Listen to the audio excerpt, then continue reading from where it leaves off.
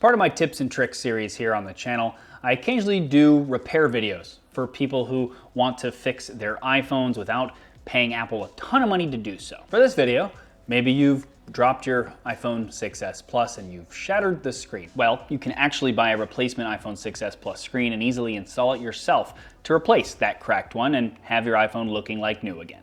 So, here's how to repair an iPhone 6s Plus screen yourself. First up, you'll need a repair kit. So this is the kit I used, which you can buy at the link below. Full disclosure, I sell these kits on my site and I appreciate the support if you buy them from me, but this tutorial will work the same with pretty much every kit that you'll find. So if you want, feel free to use one from somewhere else. First up, we're going to unscrew the two screws at the bottom of the phone using the hex screwdriver in the kit and set those aside.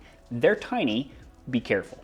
Next, we're going to take the new screen out of its package and set that aside. Now, you'll notice there are some things missing from the new screen. This is normal. Essentially, we'll be taking a few of the components from the old screen, like the front-facing camera, the home button, and earpiece, and move them over to the new screen before we then attach that new screen to our phone. Now, let's take the suction cup that came in your kit and stick it to the bottom of your iPhone's screen.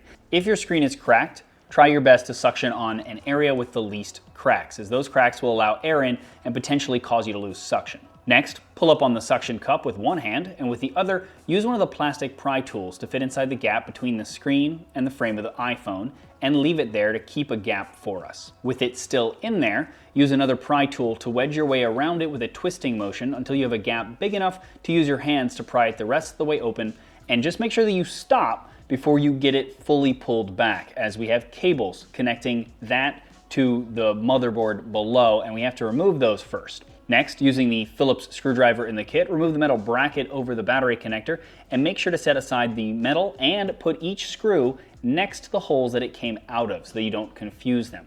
Sometimes these are different sizes and they need to go back in the exact holes that they came out of.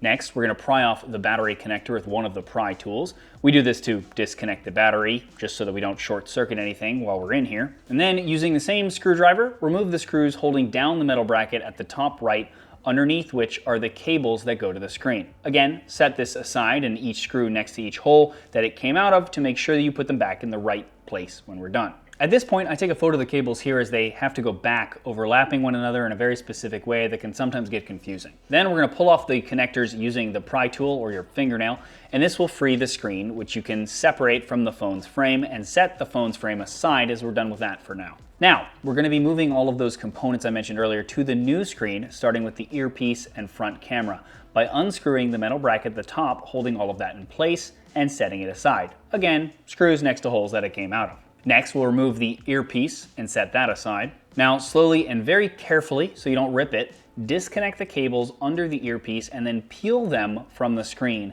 and set that aside. Now, using a pry tool or another sharp object if needed, just be careful not to cut yourself, remove the circular and rectangular plastic mounts from in here. We'll need them for the new screen as well. Now remove the metal backing from the screen by unscrewing the screws on both edges and the one near the earpiece section, and then the screws holding in the home button bracket, and set that metal plate and the home button bracket and the screws next to each hole that they came out of again aside.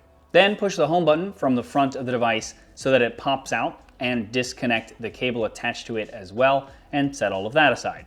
Moving on to the new screen, put the two plastic brackets on the new screen where they were on the old screen. Then we're going to reattach the cables that we pulled from that area to the new screen in the same spot and lay them down in the area. Add the earpiece to this section as well over one of the cables and fold the camera cable over the earpiece and make sure that the camera fits into the hole properly, or you won't see anything when you switch to the front-facing camera after we're done.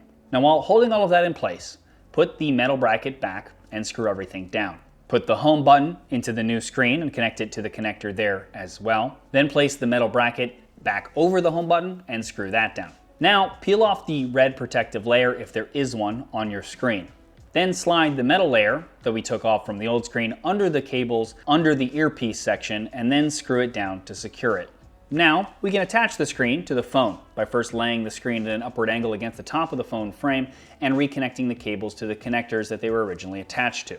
Now I usually reconnect the battery at this point just for a sec and then turn the phone on at this point just to confirm that the screen is working and that the touch screen works and all of that. and then I'll turn it back off, disconnect the battery again temporarily, and we can place the metal bracket back over the connectors for the screen and screw it back in place. Then we can reconnect the battery again and place the metal bracket for it over it and screw that down as well. Then close the phone up by lowering the screen down bit by bit carefully until it's flat, and then you can press the bottom a little more firmly to close it entirely. And lastly, we're going to screw the two bottom screws back in place, turn on the phone, and confirm that you can, one, hear through the earpiece, see through the front-facing camera, and that the touchscreen all works, etc., and you're good to go. And there you go. Hope that was helpful for you guys. If you did enjoy that and it did help you, please thumbs up it or share it. It's greatly appreciated. Also, check out the rest of the channel. And if you like what you see there, please subscribe and ding the bell next to the word subscribe so you get notified when I do new videos. As always, though, regardless, thanks for watching.